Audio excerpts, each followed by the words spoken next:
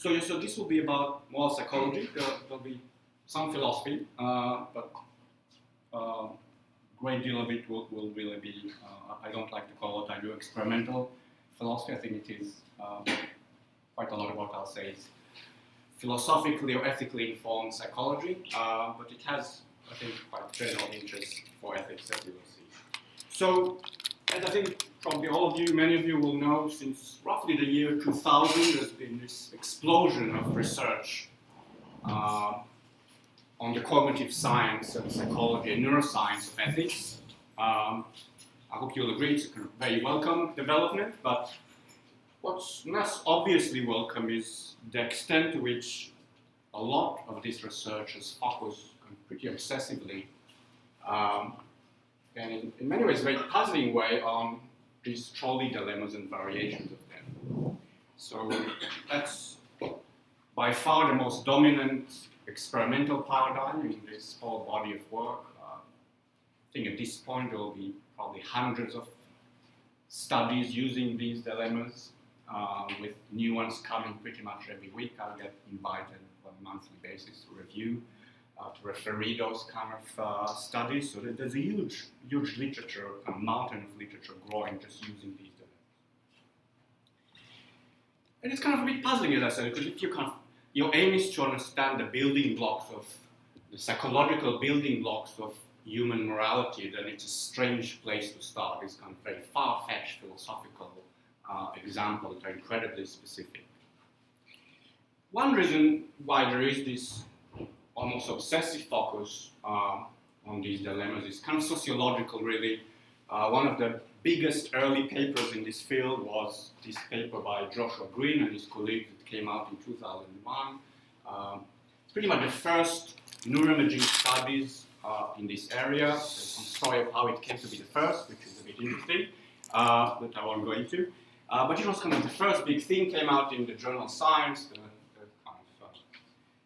biggest place you can publish in as a scientist, reported all these exciting findings with philosophical relevance. And what happened, people started to copy Green, and then everybody was doing it, so everybody was doing it, and it became the dominant paradigm.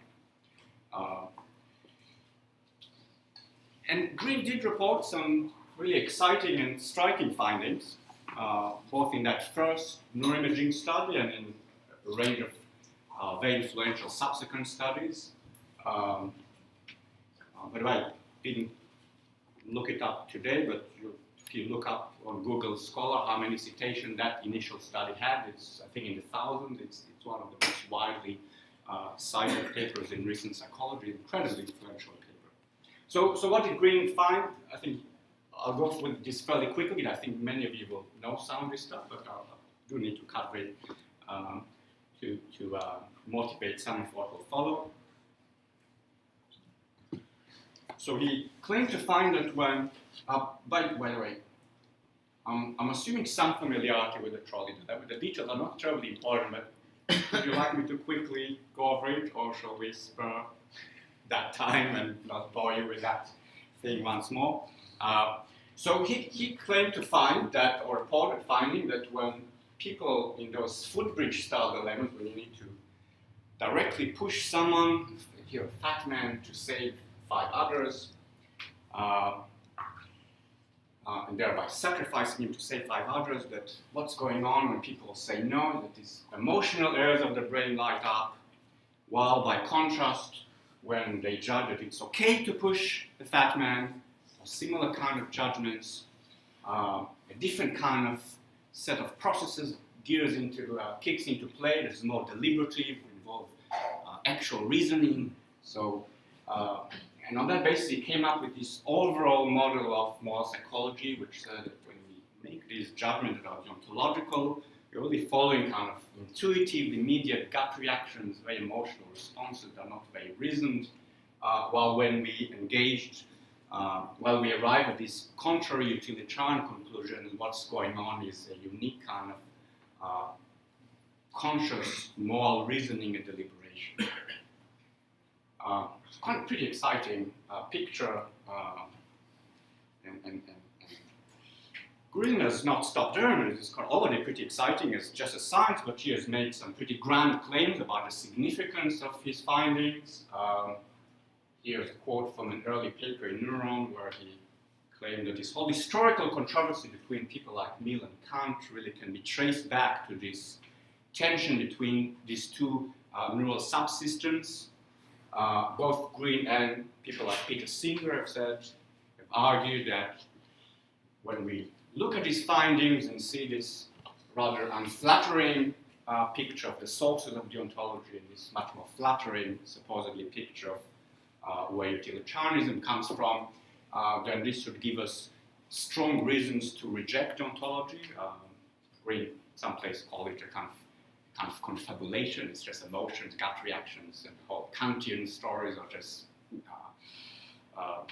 irrelevant for explaining what's really driving these judgments. Green, as you may know, recently, a couple of years ago, came out with this popular book that received a lot of attention when further developed these claims and defends a kind of utilitarianism, again on the basis of this empirical research.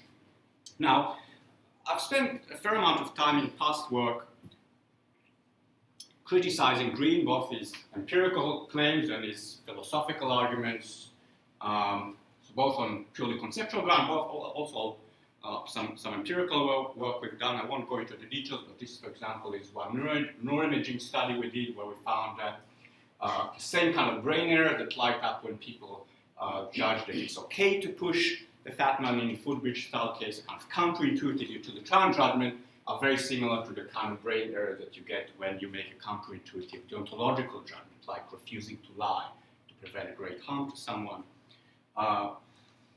We also did pharmacological studies where we manipulated removed the gut feeling component of emotion and got effects that are contrary to what Green theory predicts, and many other things. I won't go into in detail. I'm happy to discuss them in Q&A. But what I want to focus on in this talk is not so much Green's own theory and the details of his empirical claims, but some more general assumptions that have shaped a lot of this work in moral psychology, at least in its most ambitious form. They certainly animate Green's work, but you find some of that in quite a lot of work in that field, and to some extent also in other works in experimental philosophy, other areas of moral psychology, but I won't directly apply what I say there, but I'll be happy to draw the lines in discussion if that's of interest. So the first assumption is that we can take these concepts and distinctions from ethical theory, from philosophy, and just directly apply them to the everyday moral psychology of ordinary form. So we take stuff from ethics, we apply that to ordinary psychology, and this way that's a second assumption, we can uncover the psychological roots of these ethical theories, and even more ambitiously, as in Green's work, we can use those findings to debunk or vindicate those theories. And unsurprisingly, a lot of, including some of my own work, a lot of people have kind of focused on these two claims and criticized them. I want to actually largely focus on this first claim, which is usually just taken for granted, and it's shared even by people in neuroscience and moral psychology that don't kind of try to go for this grand philosophical claim that Green goes for. So very widely held assumption in this whole area. So I'll speak mostly to that issue, but towards the end I will also say something a bit more speculative about whether that kind of research can tell us about the psychological roots of ethical theories, and maybe even something about the normative implication of that if time permits, which it may not. So how does that assumption work? So people essentially assume that certainly pretty much all of Green's work, but there's a lot of work in that area. You take these dilemmas, you give them to ordinary people, you study the psychological, neural, and other processes that take place when people make judgment about these cases, and on that basis you can draw general claims about things like utilitarian decision-making or utilitarian judgment, and that's supposed to tell you something about the sources of a utilitarian ethical theory. So it's an assumption that certainly animates Green's work, without that assumption, none of that would get off the ground. But lots of other people would say, don't make his ambitious philosophical claims, share that assumption. So that's a very influential paper that was published in Nature, supposedly showing people with frontal brain damage, like Phineas Gage had, have a utilitarian bias. And tons of papers. These are just a selection. I could have easily given you a list of 40 or 50. Reporting all kinds of factors and processes that are associated with deontological utilitarian moral judgment and decision making. Upper class participants are more utilitarian. Subject conform to deontological but not consequentialist majorities. The drunk utilitarian, if you drink alcohol, you're more utilitarian. That one got quite a bit of attention in the press. It should also kind of ring a bit of alarm bells here. When people get drunk, they don't kind of go home and give all the money to Oxfam. So what's going on here? What does it mean that being drunk makes you more utilitarian? Something that kind of really should give you pause, and it's particularly puzzling, is a whole range of evidence tying those supposedly utilitarian judgments in trolley dilemmas being more willing to push the fat man, and all kind of antisocial traits like psychopathy. Quite a lot of studies. Some of them involve actual psychopaths in prisons, so people meet the very stringent psychiatric conditions for being a psychopath. But quite a bit of them, including our work. So I do need to caution you, so you don't misinterpret what I said. Quite a lot of that work is with ordinary people, including some people in this room, so are not psychopaths, or even close to being psychopaths, but there are people who on a measure of psychopathy, let's suppose if that's being a psychopath, then that's being as far as possible from psychopathy. So they're a bit farther up the scale. People are a bit less emotional, don't find violence too disturbing, a bit insensitive to violence or things like that. But pretty ordinary people, not psychopaths by any means. People are higher on that measure, so it's kind of important to emphasize. Now, that kind of finding fits a whole growing body of data that is all pointing in the same direction. So the kind of traits that are associated with being more willing to push the fat man in those dilemmas include, for example, having lower empathy, higher level of testosterone, lower emotional intelligence, weaker physiological reaction to seeing one person hurt another, all those kind of things. We looked at that at the neural level in another study. I won't go into the detail, but at the end of the day, the neuroscience is not actually that important in this area, but I'll be happy to say more later if you're interested. So that kind of stuff also got a lot of attention in the press, as I think I said. Here's a bit from The Economist. Very bad inference. Say, goodness has nothing to do with it. Utilitarians are not nice people. So, because people who are higher on psychopathy tend to make more of these judgments, they conclude from that utilitarians are maybe a bit like psychopaths. So that's the wrong inference to take from that body of findings. So if it turns out that the kind of most consistent character trait that is associated with judging that these supposedly utilitarian judgment, making these utilitarian, the kind of character trait that disposes you to think that it's okay to push the fat man, tend to be this kind of incredibly antisocial traits of utilitarian. So psychopaths are clearly not great utilitarians. They're concerned for their own good, not for the greater good. Obviously, famously egoist. The conclusion to make from that is not that utilitarians are antisocial, but that these kind of dilemmas are not a very good measure of whether anyone is a utilitarian. So that's all kind of empirical suggestions. But you can reach pretty much the same conclusions on more conceptual grounds if you just look more closely at these dilemmas and what they actually measure or supposed to measure. The important point kind of in the background is that the fact that some dilemmas, when used in the context of philosophy, are used to mark a certain contrast, in this case between utilitarianism and deontology. Some of you may even know that these dilemmas were not even designed to mark that contrast. Doesn't mean that when you give them to ordinary folk that it automatically marks the same contrast. It's a very big leap that is being made here. So why do people assume that when you think that it's okay to push the fat man, you're making utilitarian judgment? Well, it involves giving, in this context of a very unusual emergency that you're kind of present in, more weight to saving life than some potential deontological constraint, and involve seeing more lives is morally better than fewer lives.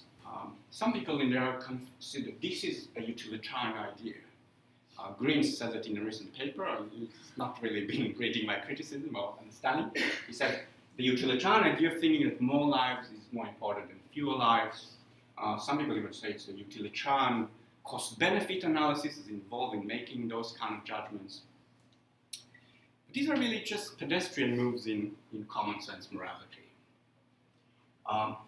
Thinking that saving 5 lives is better than saving 1 is not anything especially utilitarian. It's ordinary morality, really. Utilitarianism involves quite a bit more distinctive idea than that. So roughly the idea that we are required to maximize well-being from a maximally impartial point of view, and that this is the whole of morality. Obviously, there's a lot of detail one could spell out if one wanted to. Are any of these ideas really involved in these utilitarian responses to trolley dilemmas? Well, I don't actually think so.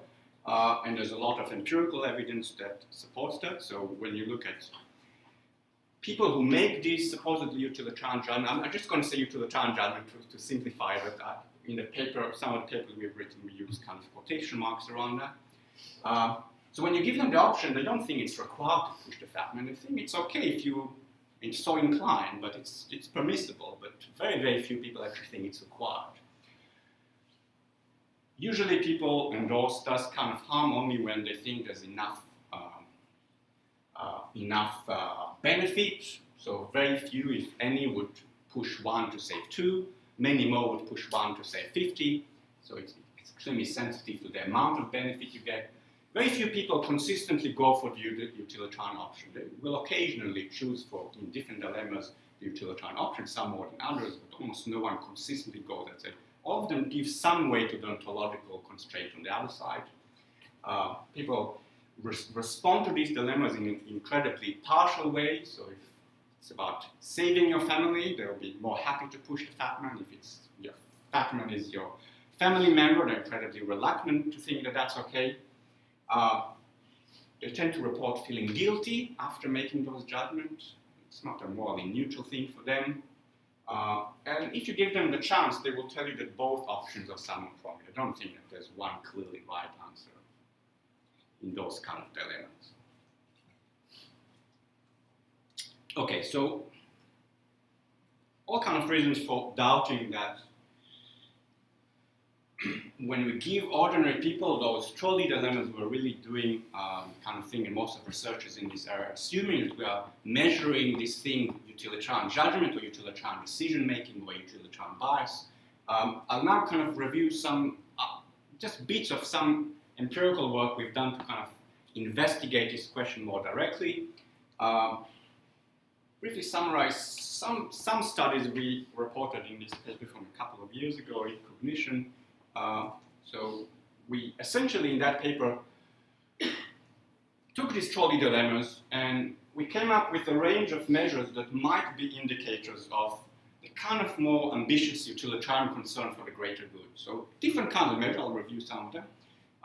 Different kinds of way of looking whether people who make those utilitarian judgments are really, those judgments reflect or express that kind of general impartial concern.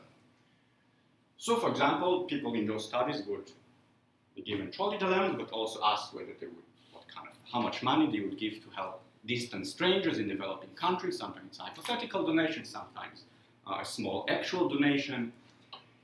The extent to which they identify with the whole of humanity as opposed to themselves or very nearby people or maybe larger groups. The extent to which they endorse egoist views like Ayn Rand's. Here, kind of pretty much replicating some of these findings I reported. People who made those utilitarian judgments were incredibly, it was very highly correlated with psychopathy, but also with endorsing rational egoism. was negatively correlated with identifying with the whole of humanity, which you would imagine is a kind of thing you'd expect a utilitarian to endorse. And also negatively correlated with how much money they were willing to give to, in this, whether hypothetical or actual charity. So kind of thing that you're getting, maybe kind of already occurred to you, that when people are looking at the brains or the psychological processes involved in judging that it's okay to push the fat man, they think they are learning something about the sources of utilitarianism. To a very large extent, they're actually studying the psychology of these egoists like Ayn Rand kind of view that is in many ways diametrically opposed to a genuine utilitarian outlook. That's already cause for some worry. Is another study we did. We thought, what kind of concrete moral views would a genuine utilitarian hold? We construct a kind of questionnaire about concerns for animal welfare, or about the good of future generations and climate change, the kind of sacrifices you're willing to make, your willingness to care about distant strangers as opposed to nearby one.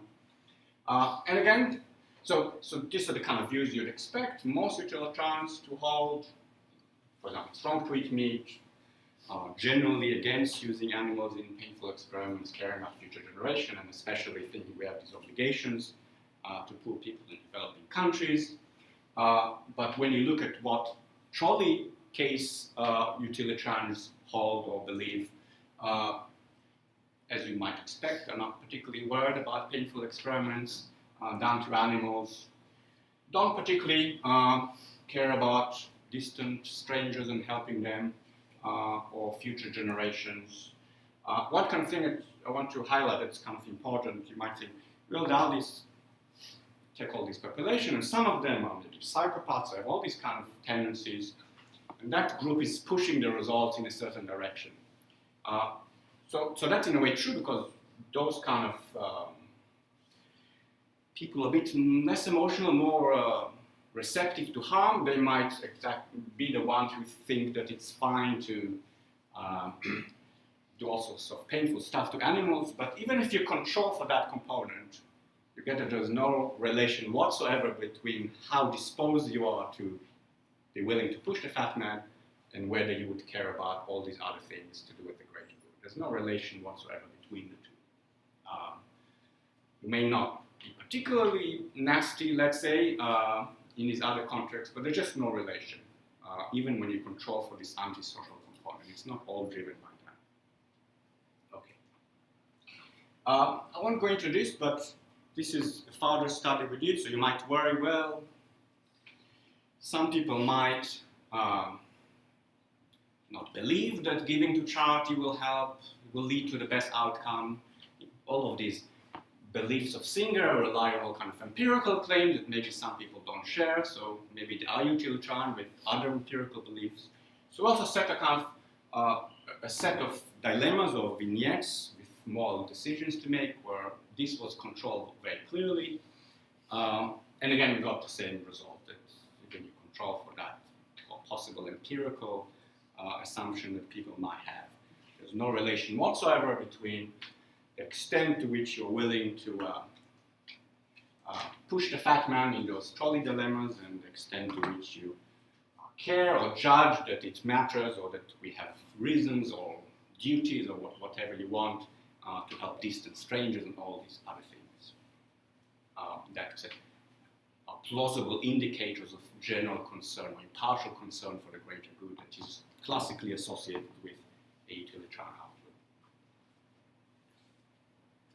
outlook. Now, Green actually has some paper under review. I won't go into the details about it, which is supposed to rebut our criticism. I won't go into the details because it's not published yet, but I'll just tell you that from what I understand, he's essentially replicated all of these findings in even more rigorous way. So empirically, everything I just report you is fairly robust, I think. He has some worries about the interpretation, which I'm happy to go into later. So what kind of the interim conclusion? Huge amount of work in this field. A great deal of it really focusing on these dilemmas that are assumed to be a way of measuring something called utilitarian judgment or decision making. And I hope to have persuaded you that it's a very non-obvious assumption that that's what is being done here, except maybe we're actually studying the very opposite of what we're supposed to be studying. So it's a bit worrying.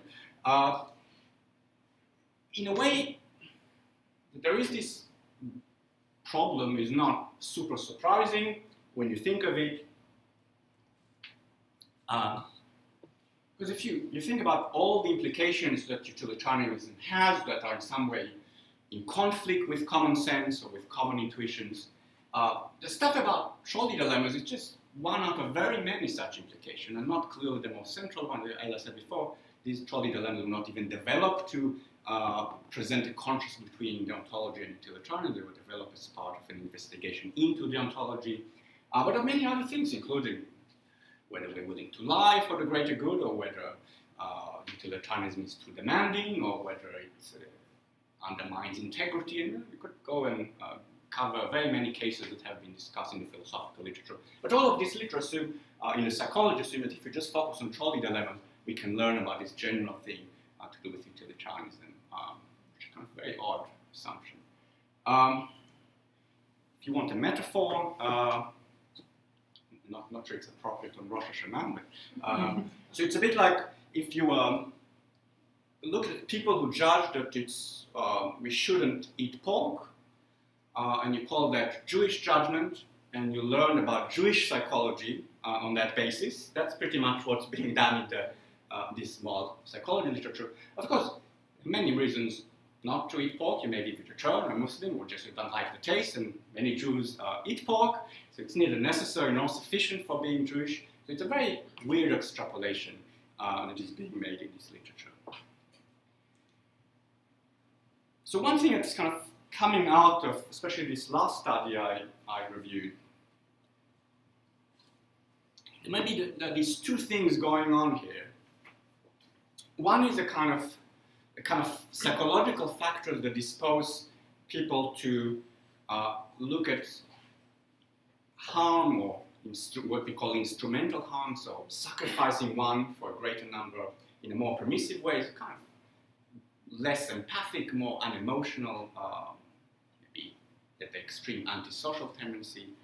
And then there's the stuff to do with caring about the greater good, or being more impartial, and thinking that we have duties to distant strangers.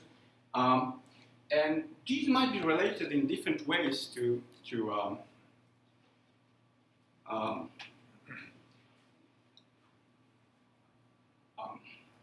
it might be related in different ways to some pretty basic psychological features. So the kind of thing that disposes you, this kind of unemotionality that disposes you to think it's fine to push the fat man to say 5, may also dispose you against caring about distant strangers, and vice versa. Kind of people who care more about distant strangers may have higher empathy or emotional response, but that may also dispose them to be less willing to think that it's okay to sacrifice 1 to save 5. It's a kind of bit of convergent evidence from a quite interesting study that came out a couple of years ago. This study looked at people who are extreme altruists. So these people are people who donate their kidney to complete strangers. So kind of make very extreme self-sacrifice. The kind of people that, if you look at the writings of Peter Singer, he often mentioned them as kind of impressive examples of what a utilitarian would do. So that study looked at their brains and also psychology, and found that they have all kinds of features, both at the neural level and in terms of especially the way they respond to fearful expressions, that are exactly the opposite of the psychological profile of psychopaths. So if you want, there's a kind of continuum of emotionality. They also tend to be more empathically responsive. So there's kind of continuum of psychological features that are very extreme, the kind of people who would make those kind of extreme sacrifices, and at the very other end, kind of psychopaths who might also think it's fine to sacrifice a stranger, sacrifice a person to save a greater number. So those two bits of utilitarianism kind of seem to be associated with opposing psychological tendencies. Okay, so far that has been all critical. So could go into some of the greater to go into greater detail into sound criticism, both conceptual and empirical. In the rest of the talk, I'd like to present kind of alternative approach that we've developed and also report some initial findings using that approach. So a better way to study what we call proto-utilitarian tendencies in ordinary people. So the thought was, let's not just focus on trolley dilemmas, on this idea of sacrificing someone to save a larger number, but look at the whole range of ways in which utilitarianism might be a distinctive mode of view, without assuming a priori that any one of them is particularly important. So we've developed something called the Oxford Utilitarianism Scale. This, I should kind of emphasize, something still unpublished, but it's a very, I think or hope, last kind of cycle of revisions for a very good psychology journal. So it's fairly robust, but it's not the kind of thing that has been out there for a while and replicated. So I don't want to do what Green has done and over-speculate on the basis of what will turn out to be shaky empirical results. So I'm putting that qualifier right away. But I will be making some speculative claim towards the end, but I think that based on quite robust empirical evidence, but one that will require further confirmation and replication. So here's what we did. So first we've decided not to ditch this whole language of talking about utilitarian judgment and decision making when applied to ordinary people, and instead of measuring the degree to which a moral outlook of an ordinary person might resemble or be at a distance from a classical utilitarian outlook. So we've defined this notion of something being more or less utilitarian. It's partly arbitrary decision, I think, in a way that makes intuitive sense. It's not a concept that philosophers have kind of refined. So at the very far end, we want to have people like Peter Singer or Bentham. Maybe Mill will be a bit less utilitarian, a bit softer. Maybe he'll have Brad Hooker and Shelley Caven and so on, and all the way to extreme ontological views, people like Elizabeth Anscombe or Immanuel Kant. So the thought is that the more you move away from the classical view, you endorse greater forms of partiality to self and to others, and you accept more and stronger deontological constraint on the maximization of the good. This can take different forms. You can be more selfish, or you can be more concerned about your in-group, or you can accept very many deontological rules that are quite weak, or you can accept a few of them, like maybe libertarians, that are incredibly strong. There are different ways of being less utilitarian, but the thought is that the more you move in this direction, you're converging on a certain kind of classical form of utilitarianism. So how did we measure that kind of axis? So we essentially constructed a very long list of all kind of items that we thought, based on empirical literature and philosophical literature, distinguish utilitarian and non-utilitarian views in some distinctive way, covering a very wide range of things, including things like harming people or sacrificing them to save others, including self-sacrifice, including prohibitions on lying or justice or fairness, all kind of constraints, all kind of things based on classical examples from the literature and so forth. And then we get them to this panel of experts, including some pretty knowledgeable people like Peter Singer or Shelley Kagan and John Room and a few others, all professional philosophers, a bit less famous, I won't mention them. And they kind of went through that and kind of told us, gave us comments and correction, and also to what extent they thought that this stuff was a good tool to distinguish utilitarian and non-utilitarian views in the sense we've defined. And then we did a fairly large-scale study using 1,000 US people, non-philosophers, just ordinary people out there, and then we applied to that this very powerful statistical method called factor analysis, and then we had a slightly smaller study that confirmed as those results. I won't go into the details of the statistics, but essentially that statistical method looks for factors in the variance of the people's responses to these 77 items and identify the kind of clusters that go together in some robust way. And we got these two-dimensional, two factors that dominated the variance. And the scale is essentially based on them. So these are the items of the scale. And they kind of divide into these two factors, not perfectly, but fairly nicely. Much to our surprise, to be honest, because it very, very neatly fits some of the stuff we did in this previous study. But on the one hand, you have things to do with what we call impartial beneficence. So willingness to sacrifice in a way that's impartial, making even significant self-sacrifice to help even distant others. And the other factor was something we call instrumental harm, so ways of thinking it's justified to harm someone in order to lead to some better outcome.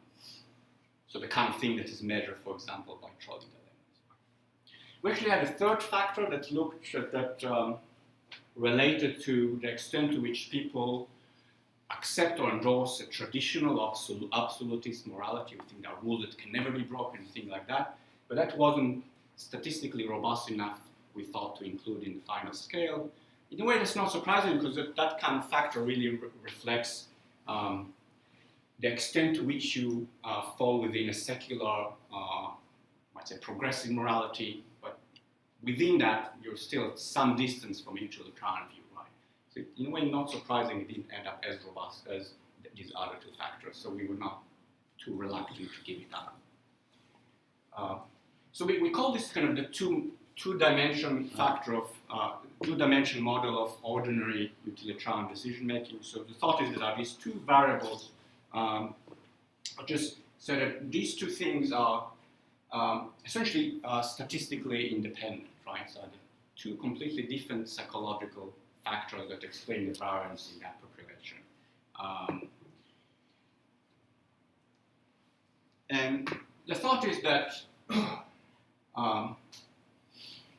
you can be high on one but low on the other and vice versa. So maybe some people might be very high on impartial beneficence, maybe a kind of idea of Christian love might point you in that direction, maybe some kind of Buddhist way of thinking about ethics.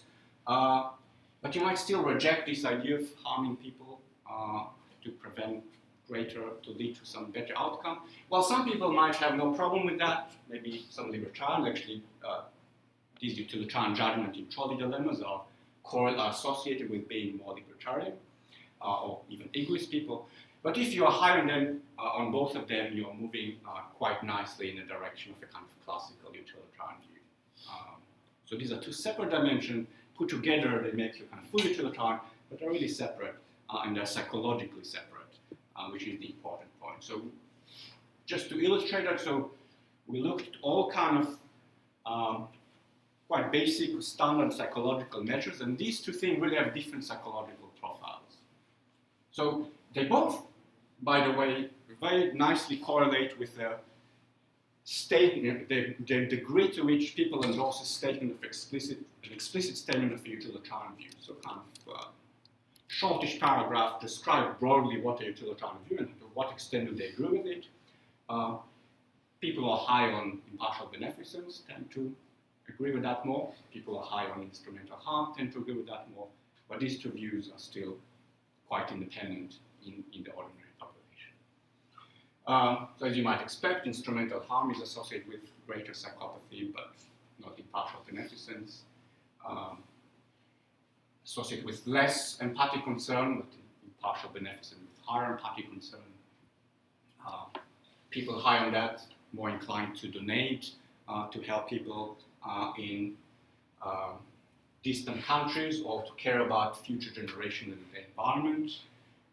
Interestingly, people who are high on impartial beneficence are also more religious, while people who are high on instrumental harm were more economically conservative in the American sense. None of them, by the way, were associated with a construct called need for cognition. So it's a construct that measures the degree to which you are inclined to engage or to enjoy effortful reflection. So the kind of thing that Green talks about when he thinks that utilitarian judgment is associated with these great deliberative processes. So a tendency to do those kind of things was associated with neither of them. So you have all these broadly emotional, affective tendencies like empathic concern, or in the other direction, psychopathy, but nothing particularly cognitive that was doing the work. Now, it's a negative result. It's only one measure, so you don't want to overstate, overinterpret the results, but broadly it sounds like what's driving people to be high or low on this thing are broadly affective factors rather than anything kind of rational or cognitive. Okay? By the way, Democrats were higher on this and Republicans were higher on that, if that's of interest. Okay. So,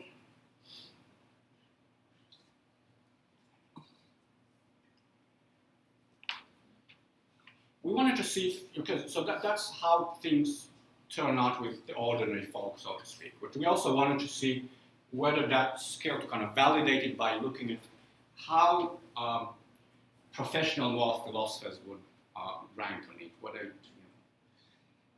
would fit the kind of results you'd expect if it's really measuring how far someone is from the utilitarian view. Because if it turns out that when you give it to the philosophers, it all comes out completely wrong, that would obviously raise some question about whether it's really measuring the thing we're trying to measure. So we did this further little study where we recruited 81 moral philosophers, included about half, less than half were graduate students, and the rest were postdocs, still kind of established professors.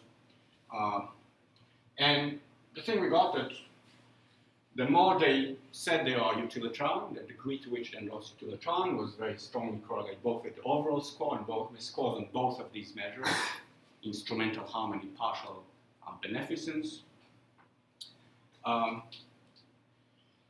interesting thing is this really, it's very not surprising, but it is still striking that, as I said, in the ordinary population, the association between these two variables is very, very low, but when you get to professional philosophers, it jumps to a much, much higher degree. I'll show you an illustration.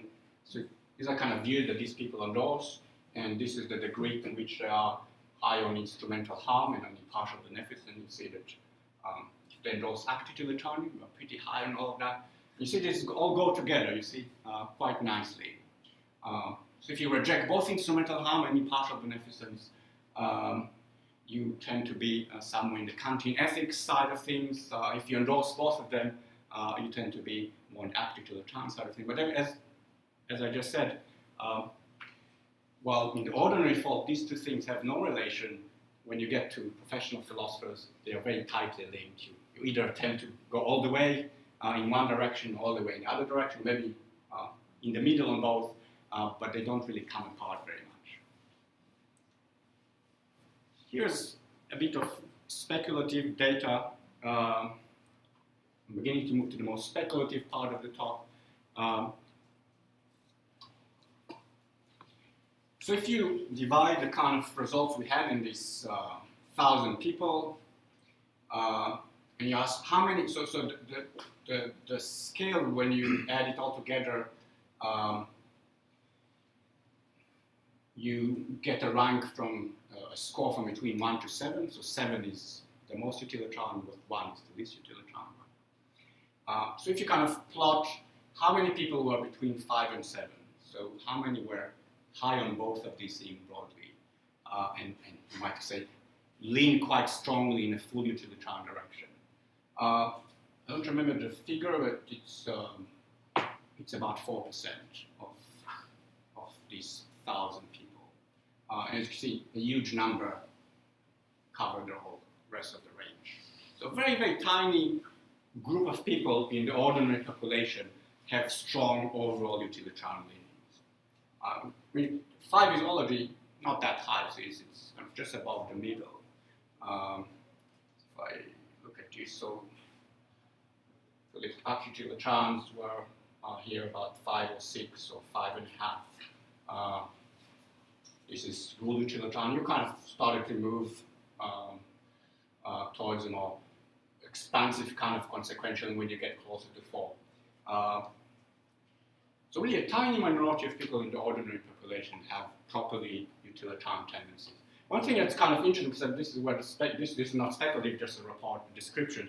Where it kind of gets potentially interesting is, you don't know how many of you know of this survey that Bourget and, I'm pronouncing his name right, and David Chalmers did a couple of years ago with I think it was about 900 professional philosophers participated. Not all of them working in ethics, so philosophers of all kinds.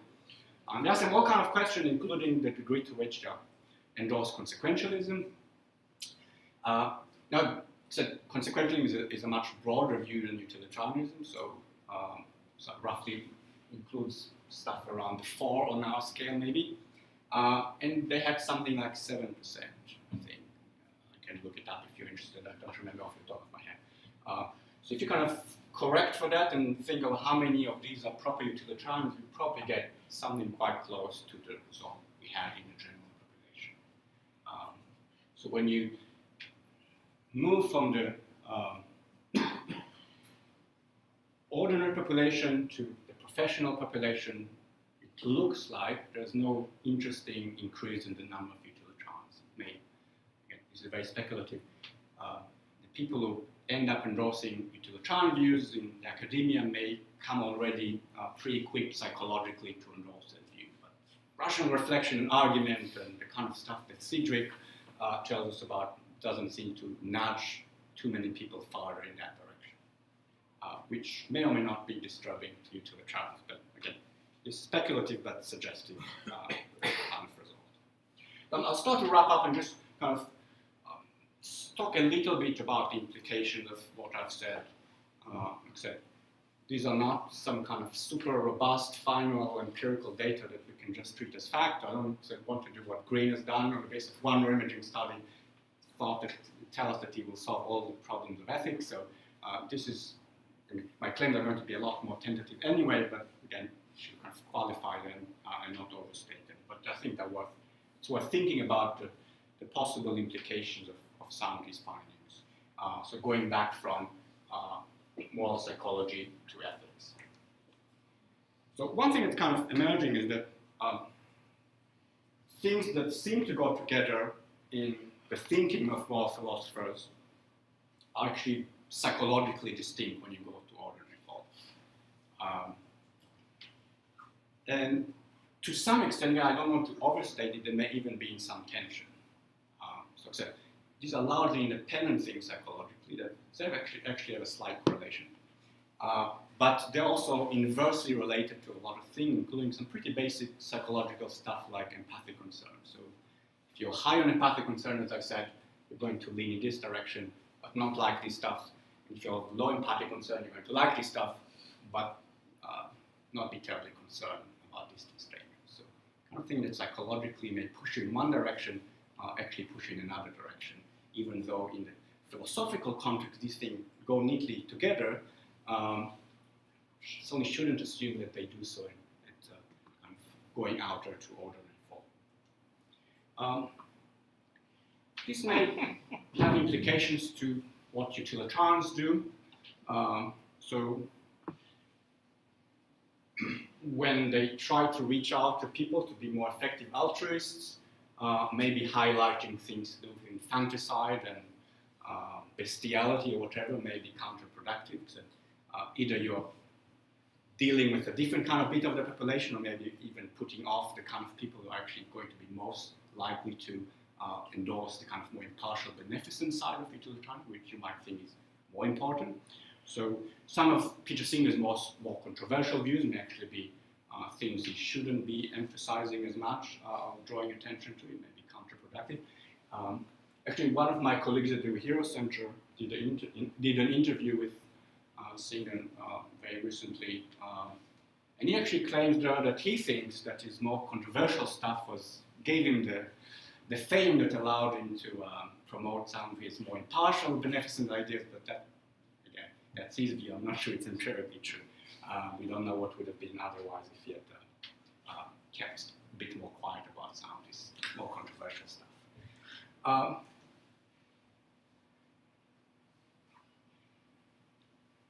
Maybe more importantly or more kind of fundamentally as a kind of usual picture within philosophy of why some people are attracted to utilitarianism and what's kind of the sources of resistance to it. So the picture that we have all this intuition we saw, and the problem with utilitarianism on this view, or things make it harder to endorse, is that it has this great impartiality, it requires this great impartiality that alienates us from our deepest personal attachment and forces us to reject all kinds of intuitions. But at least it's suggested by what I've just described that there may also be some internal tension, psychologically, I don't mean conceptually necessarily, within utilitarianism between the kind of thing that pushes you to endorse, you might say, it's caring, impartial, what we call a positive side of it, and it's more kind of tough-headed negative side, maybe pushing in opposite directions. And that could be another source of resistance to the view beyond the kind of traditional story. I said in the beginning that it's kind of strange to think that, as Green and very many people in this field seem to think, or actually, I think we can safely say that they do think that we can describe kind of the building blocks of human moral psychology in terms like utilitarian decision making. It's kind of a strange idea because in utilitarianism, fairly recent ethical view, a couple of 100 years old, came up in the English-speaking world, incredibly culturally specific, never spread very far beyond a small minority, in many ways very influential at the same time. It's kind of strange to think that if you pick someone from the Sahara, there's some kind of bit of their brain that can be described as utilitarian decision-making. So I think that kind of thing is misguided. But I think some of the stuff I just reported, we can speculate. It's not something I don't want to overemphasize because it's not direct evidence. But we can speculate about the psychological sources of utilitarianism and think about a bit about what they might mean. So that's the kind of story that utilitarians tend to tell. This thing called common sense morality, that's only Peter Singer's view. It's based on all these unreliable intuitions and gut reaction, all these historical and religious influences that bias us in all kinds of ways, kind of evolutionary influences. And that's a kind of shared starting point we all have.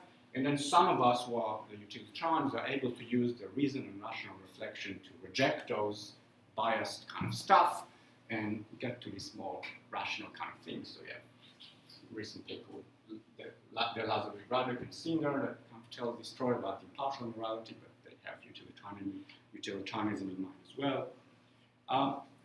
And the Green story kind of fit that very neatly. This emotional stuff, he used to say this comes from evolution. Now he's kind of a bit more cautious about that.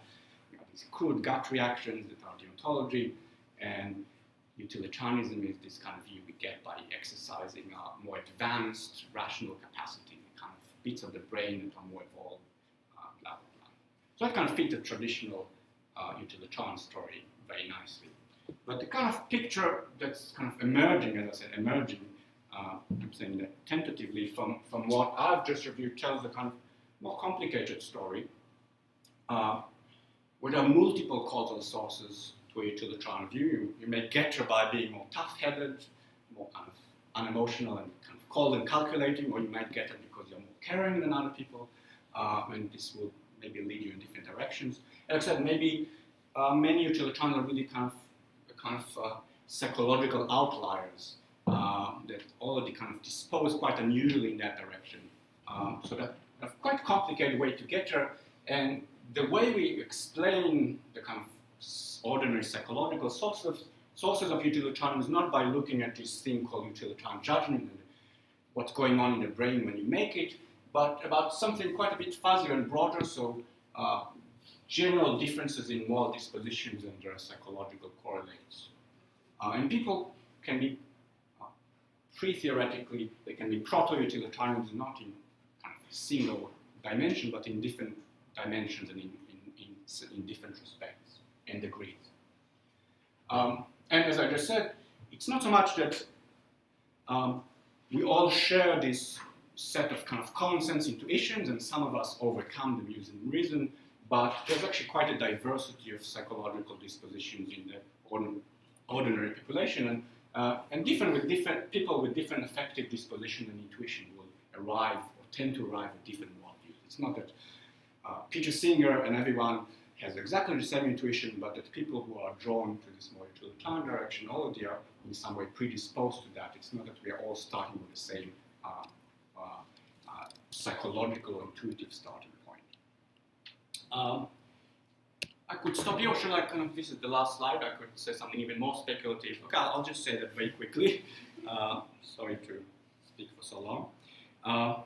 So this is really very speculative stuff, but one is something I've already highlighted that's coming out from this last study, that there's possibility that utilitarianism kind of faces pretty formidable psychological obstacles to any kind of wide acceptance, because the kind of people actually endorse it are all of the psychological outliers.